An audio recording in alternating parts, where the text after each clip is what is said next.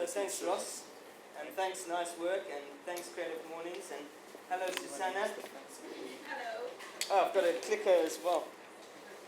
Ross just gave me this super juice. And Liseko looked at it and said, "Ooh, now you got to bring the heat."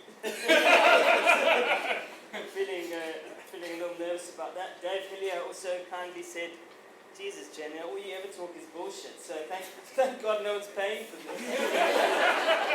So, and he's right about that, on both counts. I've got some paperwork here. If at any point I look blank and pick it up, that's because I'm panicking and don't know where I am, so just be nice. So when Ross gave me a shout and asked me to do this, we met for lunch down the road, and he told me about Creative Mornings, and they sounded really great, and well, they look really great so far. And I said, "But what do you want me to talk about?" And he said, "Well, what do you want to talk about?" So I said, "Well, I don't know. I'm an advertising guy, and we just started this agency, King James II, about 16 months ago now." And he said, "Well, what about the drawings you do?"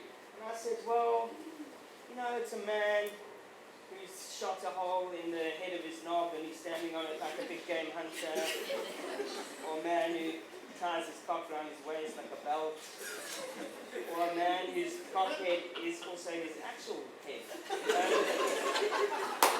The drawings kind of speak for themselves, and there's not too much I can add. So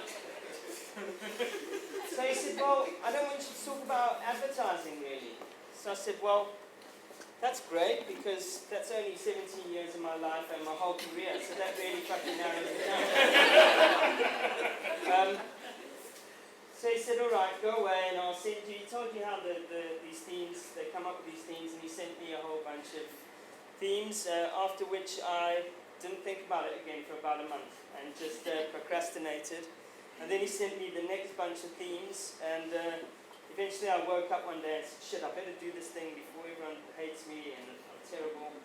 And I looked through the themes again, and the one that jumped out at me happened to be crossover.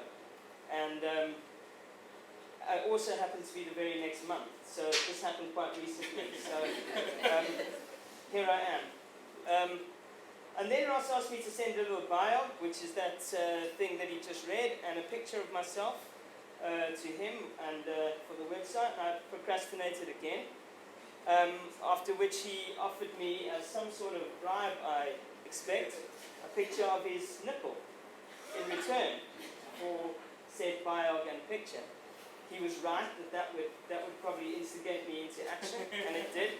So I sent it and demanded my picture of a nipple. So that's Ross's nipple.